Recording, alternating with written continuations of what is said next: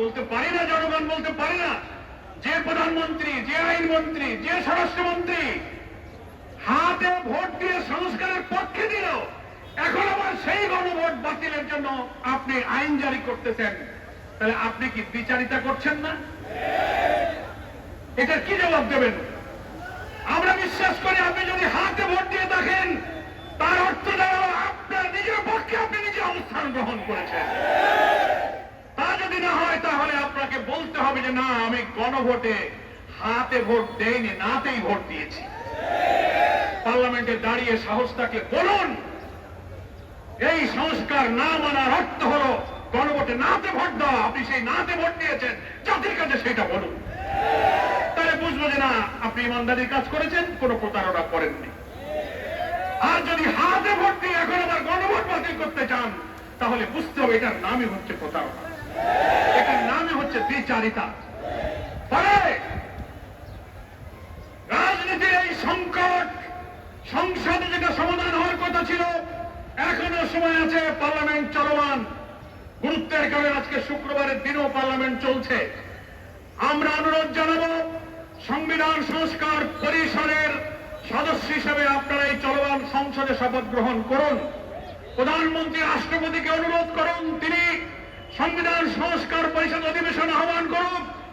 সেখানে গণভোটের রায় অনুযায়ী পুরা জুলাই সনদের সংস্কার প্রস্তাব উত্থাপিত হোক, আইন হিসেবে অনুমোদিত হোক, আমাদের সংবিধানের তফসিল আইন হিসেবে অন্তর্ভুক্ত হোক। তাহলে এই সংকটের নিরসন হবে, সংবিধান সংস্কার পরিষদের দায়িত্ব শেষ হবে, বাকি এমপিরা পার্লামেন্টের মেম্বার হিসেবে বাকি দায়িত্ব 5 বছর পালন করবেন। সেই সুযোগ এখনো আছে। সংসদের, পার্লামেন্টের রাজনীতির সব সংকট, সব বিতর্ক আমরা চাই জাতীয় সংসদে আলোচনা করে সমাধান হোক। আমরা এই সংকটকে রাজপথে নিতে চাইনি, কিন্তু আপনি যখন আইন করে গণভোট বাতিল করেন, গুমের আইন বাতিল করেন, মানবাধিকার বাতিল করেন, রাষ্ট্রপতির আদেশ মানেন না, আমাদের আর কোনো উপায় নেই। জনগণ আমাদেরকে ভোট দিয়ে 5 কোটি ভোট দিয়ে জুলাই সনদের যে রায় দিয়েছে, সেই জনগণের কাছে যাওয়া ছাড়া আমাদের কোনো পথ নাই।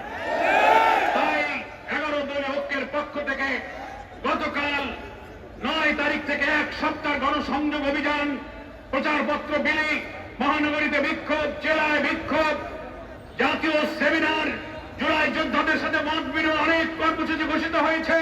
এরপরে আবার 11 দলের শীর্ষ নেতারা বসবেন, একের পর এক কর্মসূচি আসবে। জনগণকে দুর্বার আন্দোলনের সাথে করে গণভোটের ফলাফল কার্যকর করা ছাড়া এ জাতির সামনে কোনো পথ খোলা নেই। এখন সংকট আপনারা তৈরি করেছেন, আপনাকেই সংকটের সমাধান করতে হবে। আপনি আসুন, এখনো জাতীয় সংসদে বিরোধী দলের সাথে বসুন।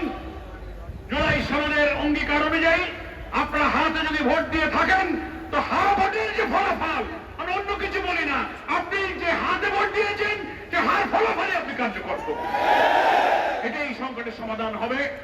আর বগুড়া শেরপুরের কেন্দ্র দখল, মারামারি, হামলা, জাল ভোট, এর সাথে যুক্তদেরকে আপনি আইনের আওতায় আনুন। এই নির্বাচনের ফলাফল বাতিল করুন, এই দুটো আসনে নতুন নির্বাচনের তফসিল ঘোষণা করুন।